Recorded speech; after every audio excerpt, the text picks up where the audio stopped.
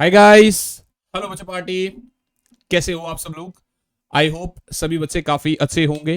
My dear students, मैं विनोद कुमार बहल आप सभी बच्चों का हमारे इस सेशन में एक बार फिर से स्वागत करता हूं। वेलकम और welcome back to this session बच्चा पार्टी। सो गाइस, आज का जो हमारा ये सेशन होने वाला है बेटा, इसको हम लोग कुलाम्स लॉ के ऊपर करने वाले हैं। तो कुलाम्स लॉ क्या होता है, उससे रिलेटेड कितने सारे क्वेश्चंस हम कर सकते हैं, पूरी कोशिश करेंगे कि बहुत सारे क्वेश्चंस कर ले, है ना। और एक ही सेशन में आज हम लोग कुलाम्स लॉ, उसका स्केलर फॉर्म, उसका वेक्टर फॉर्म, ये सब खत्म करने वाले हैं। माय डियर स्टूडेंट्स, अगर आप लोग अभी तक हमारे एम्बाइब के प्लेटफॉर्म पर नए हैं तो आप लोग को मैं बता देता हूं बेटा कि हम लोग जो है ना आपको 3 दिन का फ्री ट्रायल देते हैं। डिस्क्रिप्शन में लिंक दे रखे हैं, आप एक बार जाओ, मेरी लाइव क्लासेस ज्वाइन करो। Monday to Friday regular basis पे क्लासेस होती है। साथ ही साथ में यार कल जो है ना नया बैच स्टार्ट हो रहा है, तो अगर आपको 25% और ऑफ चाहिए तो आप डोनर्स 25 आप लगा सकते हैं और आपको बहुत मजे आएंगे। चलिए खैर, हम लोग अभी शुरुआत करते हैं बेटा कुलाम्स लॉ की। ज्यादा देर आगे इसको नहीं खींचते हैं। तो सर कुलाम्स लॉ होता क्या है? सर ये किस तरीके से है? देखिए यहां पर नॉर्मली हमने कुलाम्स लॉ की डेफिनेशन जरूर लिखी हुई है, पर आप अगर गौर से देखोगे ना बेटा, आप अगर गौर से देखोगे तो यहां पर क्या होता है ना, ये कहता है कि यार 2 पॉइंट चार्जेस है, एक तो Q1 और दूसरा Q2। एक सेकंड होल्ड करिएगा बच्चे, एक सेकंड होल्ड करना बेटा।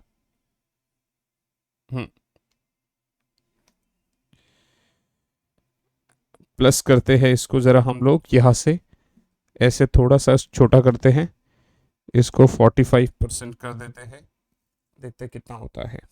शायद अभी मुझे सब कुछ दिखेगा, नहीं थोड़ा सा कम कर देते हैं, 40 कर देते हैं। हाँ अब शायद ठीक है ना, everything is okay.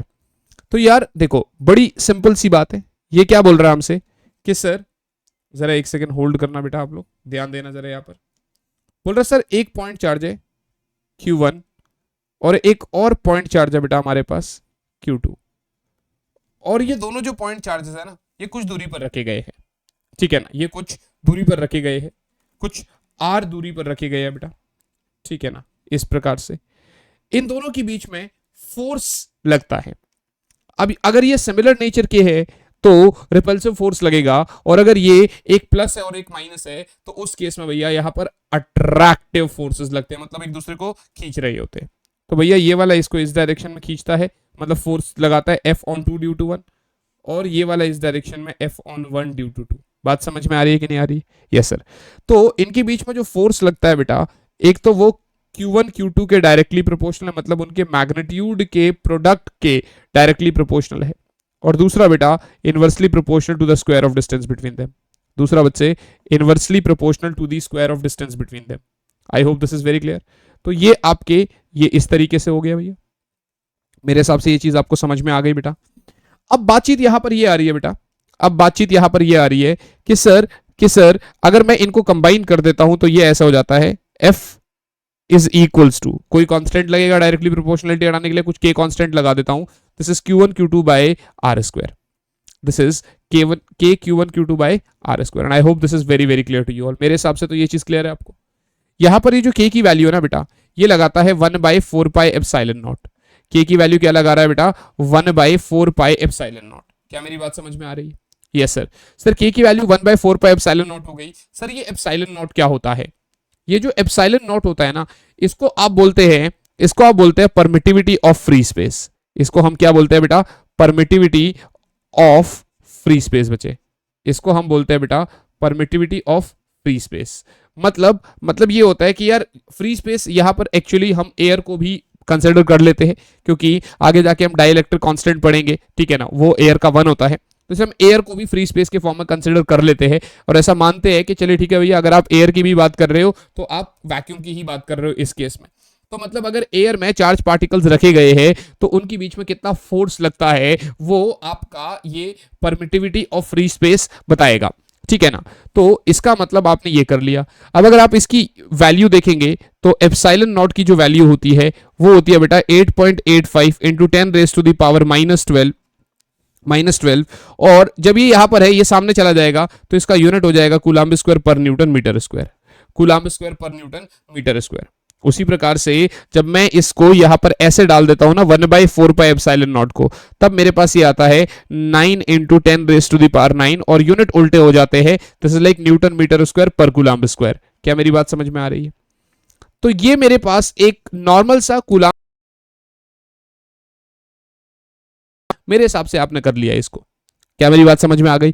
Sir Coulomb's law क्या कहता है? ये पॉइंट चार्जेस के लिए वैलिड है, ठीक है ना। ये एक आपका जो है ना इलेक्ट्रोस्टैटिक फोर्स है, तो ये एक सेंट्रल फोर्स है, ठीक है ना। Line joining along the force पे लगता है, ठीक है ना। साथ ही साथ में अगर आप इसको देखोगे तो ये आपका मतलब देखेंगे तो कंजर्वेटिव है, ठीक है ना। और दूसरा अगर आप यहां पर इसको देख पा रहे हैं तो अगर एक पार्टिकल है दूसरा पार्टिकल है, दोनों पॉइंट चार्जेस है। अक्सर बच्चे को कंफ्यूजन होती है कि सर ये जो पॉइंट चार्जेस है इसका क्या मतलब है। देखो, अगर आप मुझे बहुत ज्यादा दूर से देखोगे तो मैं आपको बहुत छुटकू सा दिखूंगा, तो इसका मतलब मैं एक पॉइंट बॉडी हो सकता हूं आपके लिए। उसी प्रकार से अगर आप ध्यान से देखेंगे तो पॉइंट चार्ज का मतलब ये नहीं है कि भाई वो बहुत ही ज्यादा छोटा है। डिस्टेंस अगर बहुत ज्यादा बढ़ा दिया आपने तो वो एक जो स्फेयर होगा ना, स्फेरिकल बॉडी होगी ना, वो भी आपको पॉइंट की तरह दिखाई देगी। तो पॉइंट का मतलब है कि यार दोनों बॉडीज के जो साइज के कंपैरिजन में उनके बीच में जो डिस्टेंस है वो बहुत ही ज्यादा है, इसलिए वो एक दूसरे को पॉइंट चार्जेस की तरह बिहेव करते हैं। राइट बच्चा पार्टी? तो ये था नॉर्मल कूलम्ब्स लॉ की स्टेटमेंट। अब हुआ यूं कि आपने यहां पर फ्री स्पेस का नाम जैसी दे दिया तो भाई मेरा दिमाग थोड़ा सा यहां से घूमा और मैंने कहा भाई इसका क्या मतलब है। तो यहां से मैंने सोचा क्यों ना बेटा एक काम करा जाए। जैसे ही मैंने ये चीज तो आपको करा दिया, मैंने सोचा क्यों ना एक काम करा जाए। अब ये चीज तो हमने कर लिया, ठीक है ना। ये आपने नोट कर लिया होगा शायद, है ना। मैं इसको पलट देता हूं, इसको आगे कर देता हूं, ये आपने नोट कर लिया होगा, ठीक है ना। अब मैं क्या बोल रहा हूं, अब मैं यहां पर आपसे ये चीज बोल रहा हूं कि ठीक है सर, एक काम करते, इसको ना किसी मीडियम में डालते हैं। इनको क्या करते हैं बेटा, किसी मीडियम में डालते हैं बच्चे। तो ये आपका इस प्रकार से है, this is your Q1 and this is your Q2, और ये कुछ R दूरी पर है और ये कुछ R दूरी पर है बेटा, ठीक है ना। तो अब हम लोग क्या कर रहे हैं, जब मैंने इसको किसी मीडियम में डाला तो अब जो फोर्स लगेगा उस मीडियम में वो लग जाएगा 1/4π। अब एप्सिलॉन नॉट की जगह सिर्फ एप्सिलॉन होगा, यानी कि जिस तरीके से वहां पर आपका परमिटिविटी ऑफ फ्री स्पेस था, अब ये किसी मीडियम का परमिटिविटी है। So now this is the permittivity of medium बेटा। Now this is the permittivity of medium बच्चे। क्या मेरी बात समझ में आ रही है? जिस तरीके से आपने वहां पर एप्सिलॉन नॉट की बात करी थी, यहां पर now this is epsilon which is the permittivity of medium, which is the permittivity of medium। क्या मेरी बात समझ में आ रही है? So F in medium is like 1/4π epsilon Q1 Q2 by R square। I hope this is very very clear to you all। अब अगर मैं आपको एक गौर की बात बताऊं, आपने कहा सर वैक्यूम में जो था it was like this, it was like 1/4π epsilon naught Q1 Q2 by R square। तो क्या सर ये जो एप्सिलॉन है और ये जो एप्सिलॉन नॉट है, क्या इनका आपस में कोई रिलेशन है क्या? क्या सर ये जो एप्सिलॉन है और ये जो एप्सिलॉन नॉट है, क्या इनका आपस में कोई रिलेशन है क्या सर? तो हमने कहा यार हो भी सकता है, करके देख ले एक बार इसका रिलेशन आपस में है ना, ठीक है ना।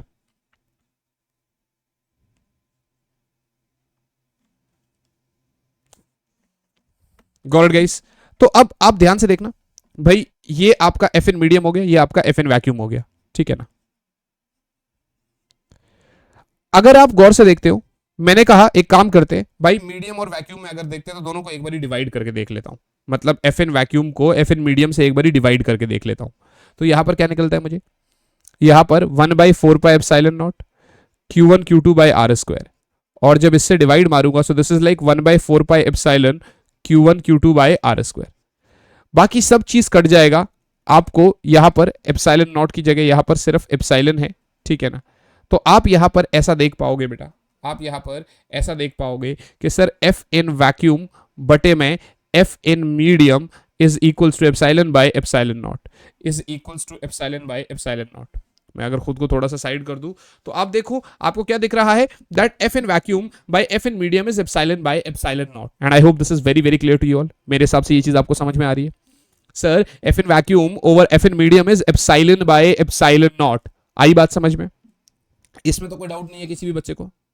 क्या इसमें किसी भी बच्चे को किसी भी प्रकार का कोई प्रॉब्लम है तो आप मुझे बता सकते हैं, है ना। तो अब इतना जब मुझे समझ में आ गया, यहां तक नोट कर लिया होगा बेटा, आगे बढ़ते। जब आपने इतना समझ में आ गया, आपने कहा sir F in vacuum over F in medium is equals to epsilon by epsilon naught. तो यार जब भी कोई दो चीजों का रिलेशन हो रहा है, कंपैरिजन हो रहा है, कंपैरिजन का मतलब समझ में आता है, रिलेटिव, एप्सिलॉन आर बोलते हैं हम उसको, एप्सिलॉन आर या फिर के। मतलब इसको हम ऐसा बोल सकते हैं, इसको हम ऐसा बोल सकते हैं that this is your relative permittivity. Relative, कभी भी कंपैरिजन हो और वहां पर रिश्तेदारों का नाम ना आए, फिर क्या ही हो सकता है। सो दिस इज रिलेटिव परमिटिविटी, या इसी को आप डाई इलेक्ट्रिक कांस्टेंट भी बोलते हैं, जिसको हम आगे अगले चैप्टर में बहुत अच्छे से क्लियर करने वाले, so don't worry for that, है ना। तो आपने बोला यार ये ऐसा होता है, तो हमने कहा चलो ठीक है भैया, तो एफ एन वैक्यूम को ओवर एफ एन मीडियम को आपने के बोल दिया, सही है। तो इसका मतलब एफ एन मीडियम क्या हो जाएगा आपका, ये आपका हो जाएगा F in vacuum over F in या ओवर के, राइट। तो आपको ये चीज समझ में आएगा कि के क्या है। अब अगर आप ध्यान से देखोगे तो एयर के लिए के 1 होता है, तो इसीलिए चाहे आप एफ एन एयर रखोगे तो वो आपका एफ एन वैक्यूम ही हो जाएगा। तो इसलिए हम एयर और वैक्यूम में कंपैरिजन नहीं करते। बट अगर वहीं पर आप जैसे मैं पानी में डाल दूं, तो पानी के लिए लगभग लगभग ये आपका 80 होता है, ठीक है ना। तो इसका मतलब अगर एयर में दो पार्टिकल्स के ऊपर कुछ एफ फोर्स लग रहा है, उन्हीं पार्टिकल्स को अगर मैं बेटा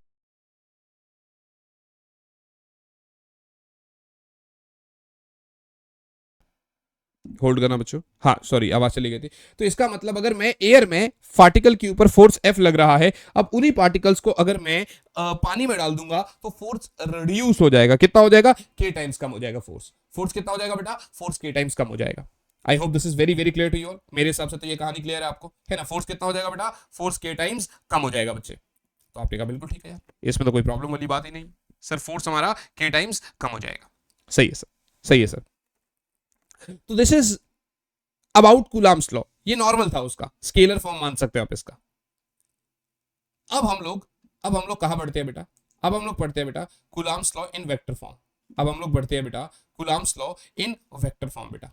अब हम लोग बढ़ते हैं बच्चे coulombs law in vector form. भाई ये जो फोर्स आप पढ़ रहे हो ये एक वेक्टर क्वांटिटी है ना। इस फोर्स की डायरेक्शन भी होती है, तो वही चीज मुझे पढ़ानी है आपको यहां पर। मैं ऐसा कंसिडर करके चल रहा हूं, ऐसा मान के चल रहा हूं कि ओरिजिन से एक पार्टिकल Q1 जो है ना R1 वेक्टर की दूरी पर है, और एक पार्टिकल मेरा जो Q2 है वो R2 वेक्टर की दूरी पर है। बात समझना, ठीक है ना। और आपस में इनकी बीच में कुछ R दूरी है, ठीक है ना, राइट बच्चा पार्टी। अब यहां पर थोड़ा सा ये मान के चलना पड़ेगा, अगर ये R वेक्टर है तो ये कितना होगा, अगर ये R वेक्टर है तो ये कितना होगा। तो अगर आप गौर से देखोगे तो आपको एक चीज तो पता है, इसको O मान लिया, इसको A मान लिया, इसको B मान लिया, तो क्या आप पैरेललोग्राम लॉ या triangle law of vector addition से ऐसा बोल सकते हैं कि OA vector plus AB vector is equals to OB vector? कह सकते हैं भैया, कह सकते हैं भैया, this vector plus this vector is equals to this vector, यानी R1 vector plus AB vector is equals to R2 vector. यानी ए बी वेक्टर को आप लिख सकते हैं ना बेटा R2 vector minus R1 vector. क्या हम ऐसा लिख सकते हैं, यस और नॉट, यस और नॉट। या आप ऐसे भी चल सकते हैं कि R2 vector plus this this BA vector बराबर R1 वेक्टर, है ना, है ना बच्चे। क्या मेरी बात समझ में आ रही है? तो उल्टा चलोगे तो उल्टा हो जाएगा, कोई दिक्कत वाली बात ही नहीं है। तो आपने कहा sir this A B vector is equals to R2 vector minus R1 vector, yes और नॉट, यस सर, आपकी बात बिल्कुल ठीक है। ये तो कॉन्सेप्ट आपको समझ में आ गया। अब जैसे ही मुझे ये एक वेक्टर के बारे में पता चल गया, मैंने कहा चलो भाई एक काम करता है, ये 2 वाला क्या करता है बेटा, इस डायरेक्शन में इसके ऊपर फोर्स लगाता है, तो F ऑन 1 ड्यू टू 2 बोलते हैं इसको, और 1 वाला इस डायरेक्शन में, इसको F ऑन 2 ड्यू टू 1 बोलते हैं। क्या मेरी बात समझ में आ रही है? मैं आपको बात बता देता हूं बेटा, देखो अगर मैं F ऑन 1 ड्यू टू 2 बोलता हूं इसको, तो इसको मैं क्या लिख सकता हूं नॉर्मल। एक बात देखना, मैंने 1/4 पाई एप्सिलॉन नॉट लिखा, मैंने Q1 Q2 बाय, अब दोनों के बीच में दूरी क्या है, दोनों के बीच में दूरी क्या है बेटा, कुछ R दूरी है, सपोज करते हैं दोनों के बीच में कुछ R दूरी है, ठीक है ना। तो मैंने R स्क्वायर कर दिया, राइट बच्चा पार्टी। लेकिन क्या मैं इसको ऐसे नहीं लिख सकता दैट दिस इज लाइक, ठीक है, यहां से 2 से 1 तक को मैं R21 कैप लिख लेता हूं, और 1 से 2 वाले को मैं R12 कैप लिख लेता हूं। तो फोर्स किस डायरेक्शन में है, 2 से 1 की डायरेक्शन में, तो मैंने R21 कैप लिख दिया। अब अगर आप गौर से देखोगे तो ये R21 कैप है क्या, ये R21 कैप है क्या। अब अगर आपका A B vector is R2 minus R1 vector, तो B A vector is what, R1 vector minus R2 vector. But obvious सी बात है, बट ऑब्वियस सी बात है ना। तो अब क्या है ना, बुक्स में इतना कॉम्प्लिकेटेड करा जाता है, मैं ना इतना कॉम्प्लिकेट करता ही नहीं आपके लिए, सिंपल सी बात समझते हैं, है ना। तो आपको वहां से कंफ्यूजन होती है, तो इसलिए हम ऐसा करते हैं, इसको नॉर्मल एक स्ट्रेट लाइन पे रखते हैं, ठीक है ना। ये इसके ऊपर इस डायरेक्शन में फोर्स लगाता है, फोर्स ऑन 2 ड्यू टू 1, और ये इसके ऊपर इस डायरेक्शन में फोर्स लगाता है, फोर्स ऑन 1 ड्यू टू 2। हम सीधा लगा देते हैं कि फोर्स ऑन 1 ड्यू टू 2 है, ठीक है ना, या फोर्स ऑन 2 ड्यू टू 1 है, ये आपस में एक दूसरे के अपोजिट डायरेक्शन में लगते हैं, मतलब इक्वल एंड अपोजिट है, ठीक है ना। एक नॉर्मल फोर्स का फॉर्मूला जरूर लिखवा देता हूं, वो आपका वेक्टर फॉर्म में कुछ इस प्रकार से निकलता है, Q1 Q2 bye R square, और मैं कह रहा हूं कि आर कैप की डायरेक्शन में है, मैं कह रहा हूं फोर्स जो है ना इस डायरेक्शन में है, किस डायरेक्शन में, इस डायरेक्शन में, अगर 2 ऑन 1 होगा, ठीक है ना, 1 ऑन 2 होगा तो उसका अपोजिट डायरेक्शन हो जाएगा, तो उसका क्या हो जाएगा बेटा, अपोजिट डायरेक्शन हो जाएगा। तो आपने कहा चलिए ठीक है, तो इसको हम और आगे एक्सपेंड कर सकते हैं और इसको ऐसा लिख सकते हैं, 1/4πε0 Q1 Q2 by are square, R vector by उसका मैग्नीट्यूड। रीजन है 11th क्लास में हम पढ़ते हैं कि आर कैप को आप आर वेक्टर बाई उसका मैग्नीट्यूड लिख सकते हैं, इसीलिए एफ वेक्टर को आप 1/4πε0 Q1 Q2 by R cube R vector भी लिख सकते हैं। अब डिपेंड करता है कि आपको ये पूरी डेरिवेशन करनी है क्या, ये डेरिवेशन तो यार बोर्ड्स में भी नहीं आती, तो आपको बस सिर्फ इतना समझ में आना चाहिए कि यार जो 1 वाला 2 वाले के ऊपर फोर्स लगा रहा है, या जो 2 वाला 1 वाले के ऊपर फोर्स लगा रहा है, ये दोनों आपस में मैग्नीट्यूड में बराबर है लेकिन डायरेक्शन में अपोजिट है। समझ में आना बहुत जरूरी है, 11th क्लास में थोड़ा वेक्टर हम अगर अच्छे से नहीं पढ़े हैं तो प्रॉब्लम हो जाती है, मानी इनका मैग्नीट्यूड बराबर है, यानी 1 वाला 2 वाले के ऊपर अगर 20 न्यूटन फोर्स लगाएगा तो 2 वाला 1 वाले के ऊपर भी 20 न्यूटन फोर्स लगाएगा, तो मैग्नीट्यूड बराबर है दोनों का, लेकिन दोनों आपस में एक दूसरे के अपोजिट डायरेक्शन में है। क्या मेरी बात समझ में आ रही है, दोनों आपस में एक दूसरे के अपोजिट डायरेक्शन में है। तो मेरे हिसाब से Coulomb's law in vector form का ये कॉन्सेप्ट आप लोगों का क्लियर हो गया। I hope this is very very clear to you all. बताइए बच्चों, क्या यहां तक की कहानी क्लियर है बच्चों, क्या यहां तक की कहानी क्लियर है आप सभी बच्चों को? आप कहेंगे yes sir, this is very very clear to us, है ना, ये कहानी आप लोगों को क्लियर हो गई होगी। ठीक है बेटा, इसमें तो कोई प्रॉब्लम नहीं है। हाँ जी बच्चों, क्या इसमें किसी भी बच्चे को किसी भी प्रकार का कोई प्रॉब्लम है? No sir, we don't have any problem in this thing. ठीक है बेटा, पक्की बात है, डन, बहुत सही, बहुत सही। तो ये था आपका Coulomb's law in vector form बेटा, ये था आपका Coulomb's law in vector form. अब मैंने सोचा क्यों ना यार कुछ सवाल कर लिया जाए, मैंने सोचा क्यों ना यार कुछ सवाल कर लिया जाए, जिससे आपको पहला सवाल दिख रहा होगा। इन्होंने हमसे पहले सवाल में क्या बोला है, The electron and proton in hydrogen atom are separated by a distance of about 5.3 into 10 की power minus 11 meter. Find the magnitudes of the electric force and the gravitational force that each particle exerts on the other and the ratio of electric force to the gravitational force. भाई ये आपको थोड़ा सा try भी करना चाहिए, ये आपको थोड़ा सा ट्राई भी करना चाहिए कि किस तरीके से इलेक्ट्रॉन प्रोटॉन रखे, कितनी दूरी पर रखे, इलेक्ट्रोस्टैटिक फोर्स भी पूछ रहा है, ग्रेविटेशनल फोर्स भी पूछ रहा है, और फिर बाद में आपसे रेशियो भी पूछ रहा है।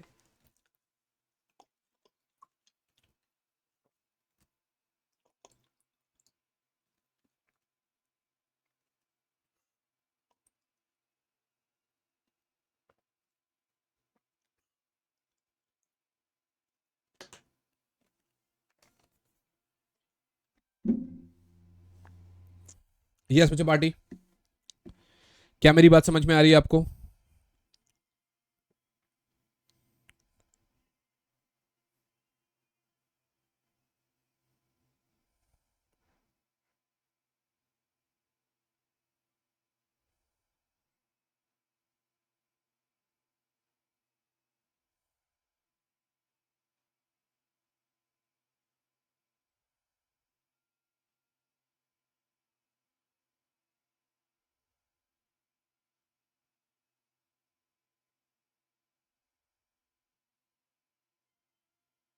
हाँ जी बच्चों,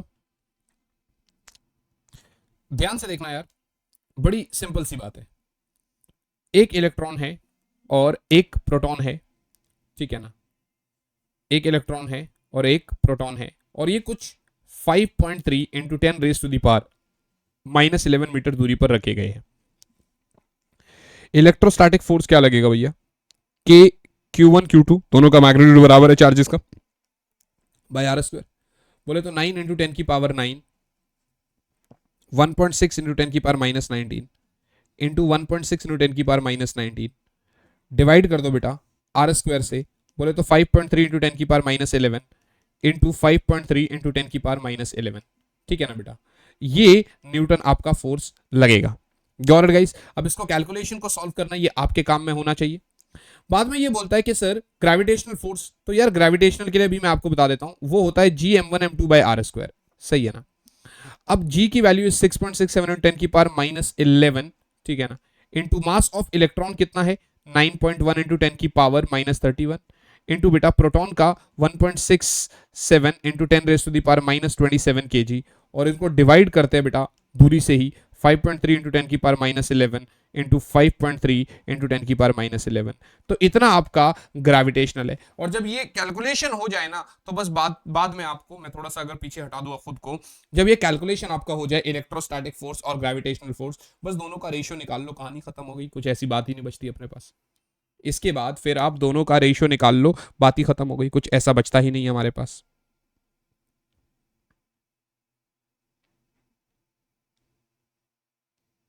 राइट बच्चा पार्टी।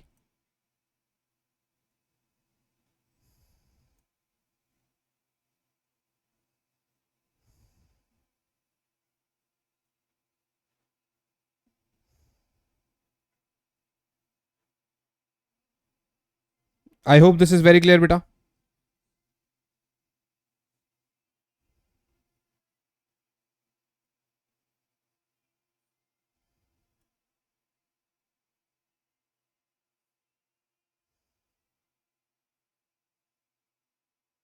चले आगे बेटा।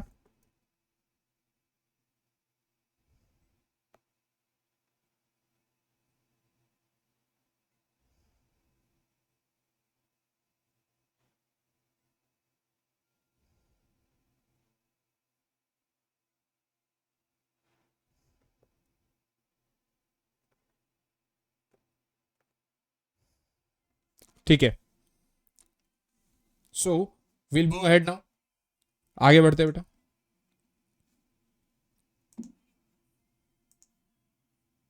कह रहा सर हाउ मेनी, कह रहा sir how many same number of excess electrons must be added to each neutral lead sphere to balance the force of gravity between them if each of them is of mass 1 kg and separated by a distance of 1 meter।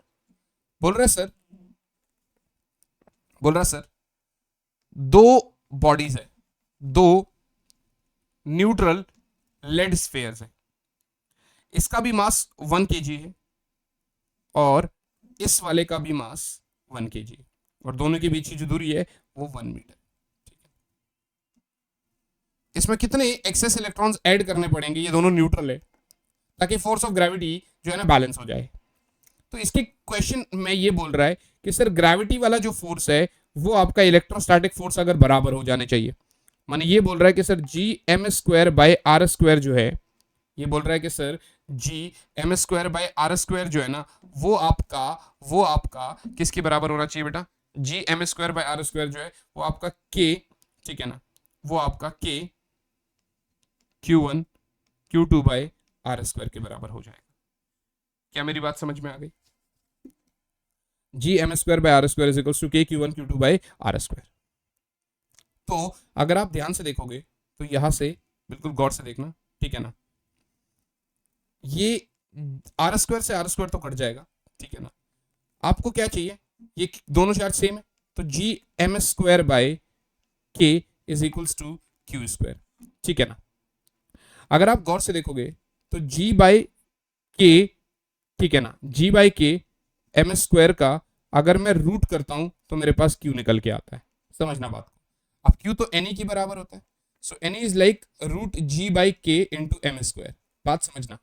तो आपका n is equals to ये जो आपका निकल के आ रहा है root g by के, m तो बाहर हो गया और e से और डिवाइड मार दो, ठीक है ना, तो ये नंबर ऑफ एक्सेस इलेक्ट्रॉन्स है। अब इनकी वैल्यूज अगर मैं खुद को थोड़ा सा फिर से कैमरा बंद करता हूं और इनकी वैल्यूज को पुट करता हूं, तो यहां से आपको निकल के आता है रूट के अंदर 6.67 into 10 raise to the power minus 11, ठीक है ना, divided by 9 into 10 raise to the power 9, और मास क्या है 9.1 इंटू 10 की पावर माइनस 31, ठीक है ना। और ये आपका 1.6 into 10 raise to the power minus, sorry mass, ये मैंने क्या लिख दिया, मास तो 1 किलो है ना, मास तो 1 किलो है ना बेटा, मास तो 1 है, तो आपने यहाँ पर इसकी जगह 1 कर दिया, भाई इसका चार्ज इज इतना, ठीक है ना।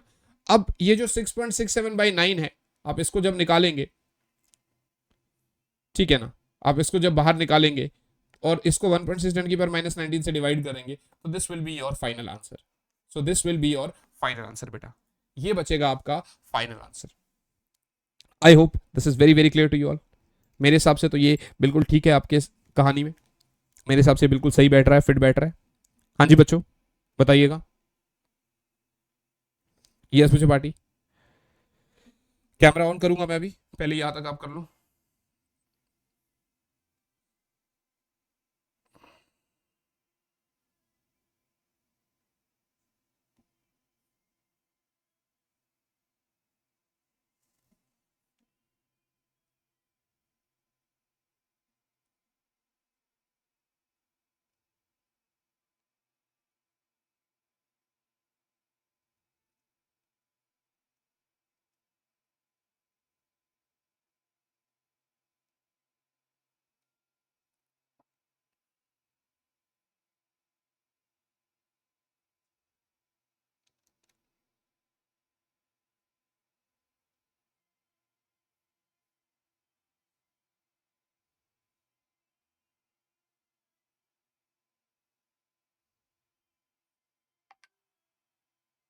यस मुझे पार्टी, चलिए आगे बढ़ते हैं बेटा, अगले सवाल की तरफ चलते हैं। ये आपने कर ही लिया होगा, ये सारे सवाल जो है ना, ये जो आप देख रहे हो सारे मतलब मॉड्यूल्स के अंदर ही है, ठीक है। देखिए एक ये क्वेश्चन अच्छा है, काफी बार पूछता है कि एक क्यू चार्ज है, इसको हमने दो पार्ट्स में डिवाइड करा, कुछ दूरी पर रखा हुआ है, अब इनके बीच में जो है ना मैक्सिमम फोर्स ऑफ रिपल्शन लगता है, इनके बीच में मैक्सिमम फोर्स ऑफ रिपल्शन लगना चाहिए। अगर आप गौर से देखेंगे, ध्यान से देखना, ये क्यू है और ये भी क्यू है, और ये आपका आर दूरी है, ये आपका आर दूरी है, ठीक है ना। मैंने कहा यार दो क्यू तो आप ऐसे ले नहीं सकते, आपने एक कैपिटल क्यू को डिवाइड किया है दो चार्जेस में, तो मैंने कहा चलो ठीक है, एक का एक्स मान लेते हैं, तो एक चार्ज क्यू माइनस एक्स हो जाएगा, आया ना, एक एक्स है अगर, तो एक आपका क्यू माइनस एक्स हो जाएगा, तो इनके बीच में जो फोर्स लगता है दैट इज लाइक 1/4πε0, ठीक है ना, ठीक है ना, X into Q minus x divided by are square. I hope this is very clear, है ना, क्या मेरी बात समझ में आ रही है। So F is like 1/4πε0 x into Q minus x divided by are square. अगर आप गौर से देखोगे तो एफ आपको मिलता है यहाँ पर, देखिए 1/4πε0, ठीक है ना, और यहां से आपका आर स्क्वायर बाहर आ जाएगा, this is your Q x minus x square. सही है बेटा।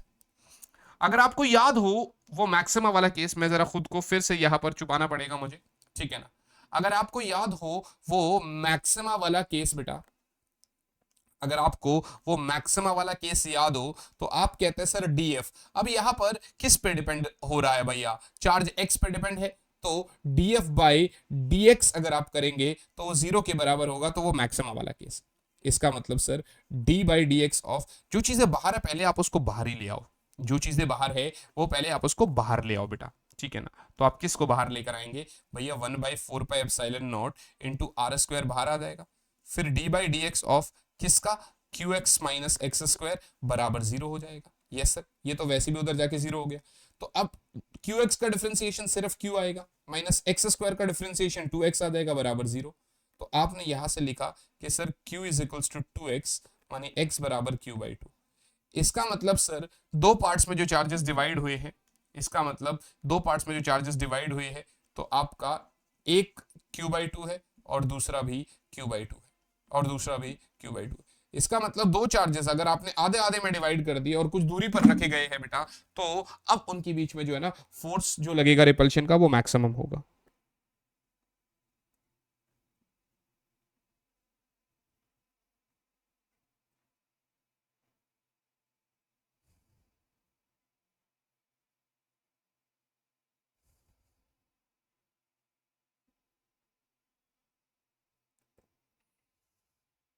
हाँ जी बच्चों,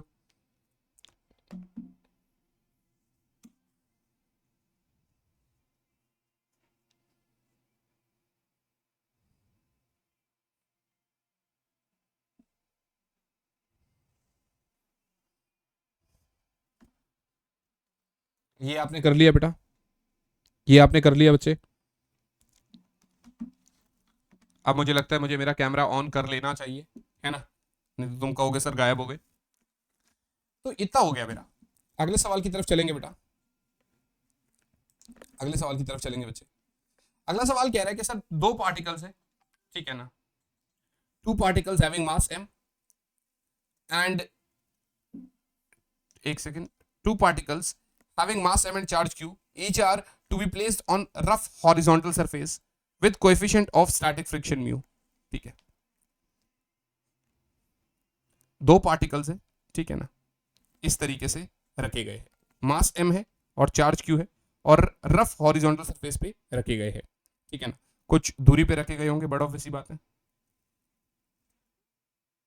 with coefficient of static friction mu.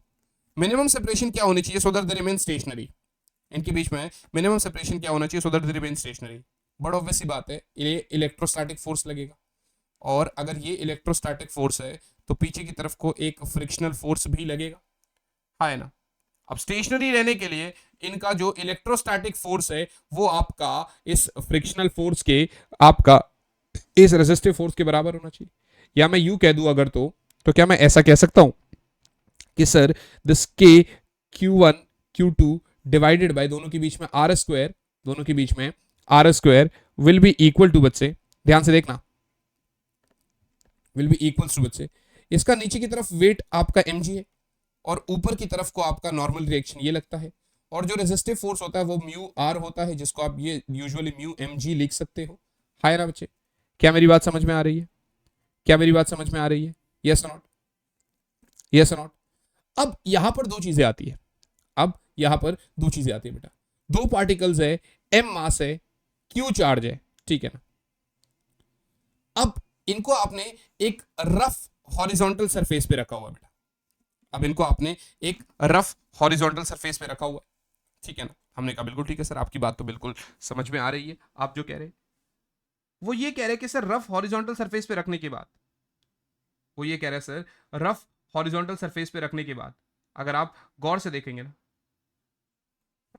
Rough horizontal surface पे रखने के बाद अगर आप गौर से देख पा रहे हैं तो उनके बीच में जो है ना, उनके बीच में जो है ना सेपरेशन मिनिमम कितना होगा सो दैट वो स्टेशनरी पे रहेंगे।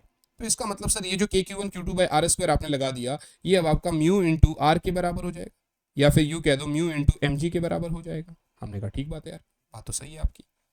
तो अब जरा ध्यान से देखना के, जरा ध्यान से देखना बेटा, यहां से अगर मैं इसको उठाता हूं तो के, ये Q1 Q2 आपका क्या हो जाएगा, क्यू स्क्वायर हो जाएगा, क्योंकि दोनों का जो है ना चार्ज सेम है, बाय आर स्क्वायर ही तो चाहिए, बराबर बराबर बेटा बराबर बच्चे म्यू इंटू एम जी हो गया। Yes sir you are right. तो R square is like K Q square by mu into M G हो गया। तो आर क्या हो जाएगा बेटा, रूट के अंदर K Q square by mu into M G. I hope this is very clear. अब इसने वैल्यूज तो दे नहीं रखा मुझे, अगर वैल्यू आपको ये यही तो बोल रहा है कि भैया जो इलेक्ट्रोस्टैटिक फोर्स है मेरा, जो मेरा इलेक्ट्रोस्टैटिक फोर्स है वो आपका रेजिस्टिव फोर्स के बराबर होगा, तभी तो आपका नेट फोर्स जीरो होगा, तभी तो वो बॉडीज जो है आपस में वो स्टेशनरी मतलब रेस्ट पे रहेंगी, तभी तो वो आपका स्टेशनरी मतलब रेस्ट पे रहेंगी, है ना बच्चे। आई डोंट फील सो कि इसमें कोई प्रॉब्लम है आप लोगों को, बताइएगा बेटा, बताइएगा बच्चों। कर लिया ये आपने, कर लिया ये आपने। चलिए अगले सवाल की तरफ चलेंगे बेटा। सवाल मेरे पास बहुत सारे हैं, ठीक है ना, सवाल मेरे पास बहुत सारे हैं बेटा। कह रहा है सर एक पॉजिटिव पॉइंट चार्ज है, एक पॉजिटिव पॉइंट चार्ज है, इसको हमने A0 पर रखा है, और एक और पॉजिटिव पॉइंट चार्ज है जिसको हमने 0A पर रखा है। तो Q1 वाले के ऊपर कितना फोर्स लग रहा है, जरा ध्यान से देखना। जब भी ऐसा ओरिजिन वाला कॉन्सेप्ट बताता है ना वो आपको, तो आपको ओरिजिन जरूर बनाना चाहिए। कह रहा है एक चार्ज है जिसको हमने A0 पर रखा है, माने एक चार्ज को हमने यहां पर रखा, और एक चार्ज है जिसको हमने यहाँ पर रखा हुआ है बेटा। कहाँ पर रखा हुआ है एक चार्ज को हमने 0 a पर रखा हुआ है, यहाँ पर ऐसे 0 a पर रखा हुआ है। बात समझ में आ रही है?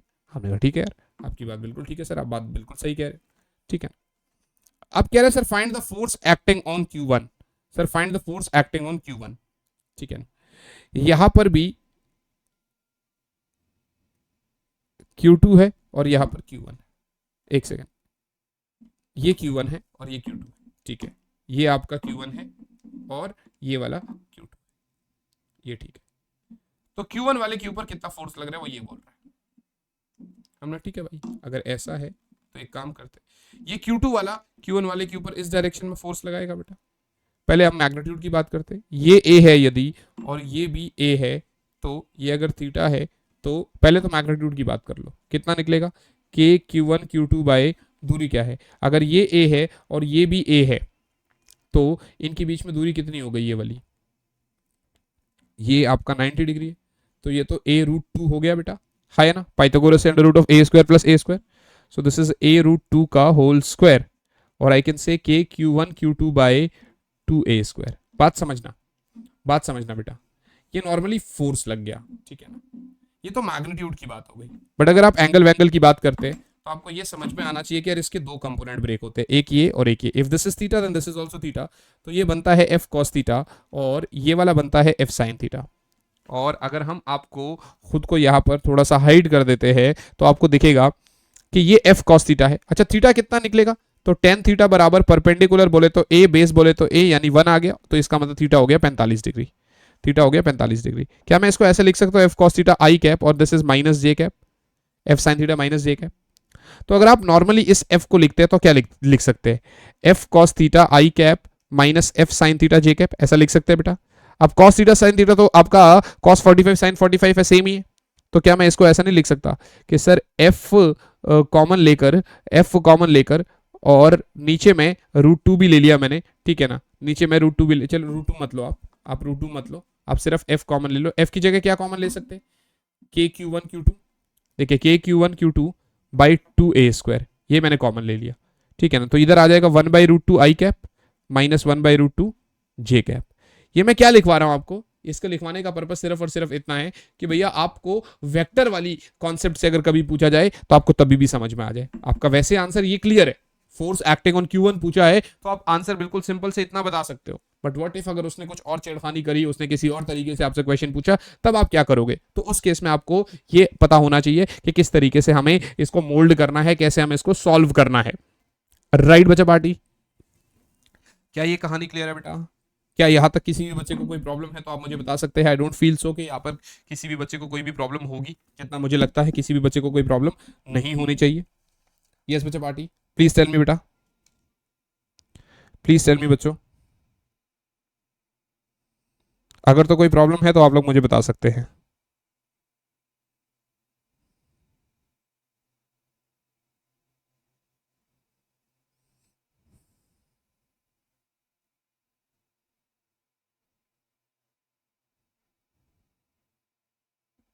हो गया बेटा?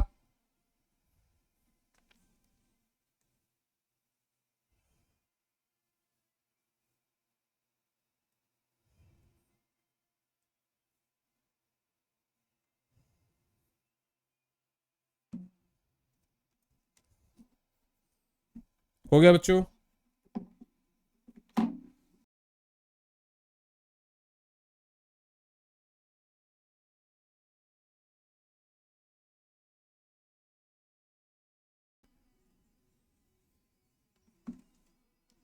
चलिए नेक्स्ट क्वेश्चन की तरफ।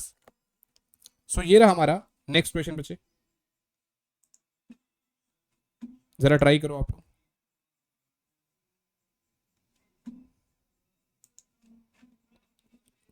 क्वेश्चन क्या बोल रहा है, 3 चार्ज पार्टिकल्स एक लाइन में रखे हुए हैं, आपको नेट इलेक्ट्रोस्टैटिक फोर्स बताना है due to the other 2 charges. वैसे अगर मैं आपको बताऊं तो ये सुपर पोजिशन में आ सकता है हमारा, ठीक है ना, सुपर पोजिशन में और इक्विलिब्रियम में एक बार देख लेते हैं, क्योंकि मैं सुपर पोजिशन और इक्विलिब्रियम का कॉन्सेप्ट जो है ना आपको अलग से करवाना चाहता हूँ, ठीक है ना।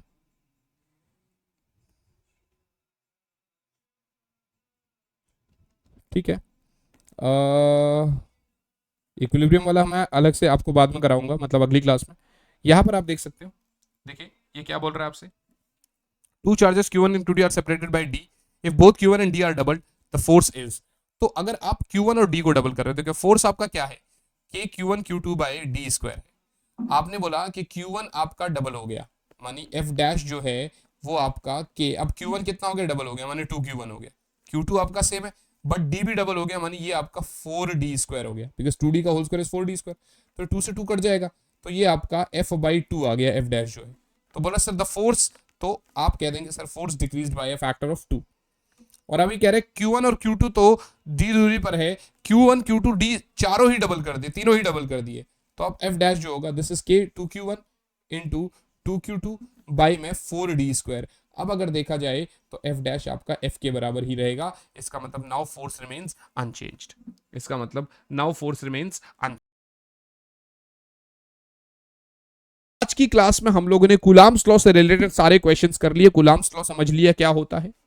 अब ये है कि सुपरपोजिशन प्रिंसिपल, फिर उसके बाद इक्विलिब्रियम वाला कॉन्सेप्ट, ये सब चीज जो है ना मुझे आपको अगली क्लास में कराना है। गौर,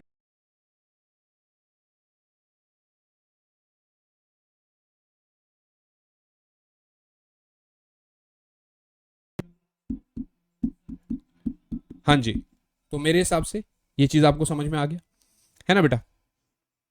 तो अब ये है कि आगे जो है नेक्स्ट क्लास में आपसे मुलाकात करेंगे सुपरपोजिशन प्रिंसिपल ऑफ फोर्सेस में।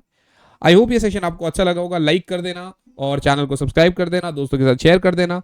मिलता हूं मैं आपसे आप ही की अगली क्लास में, तब तक के लिए यार अच्छे से पढ़ाई करते रहे। ऑल द वेरी बेस्ट बच्चों, bye guys, bye all, yes, जय हिंद। Keep imbibing. We believe in you.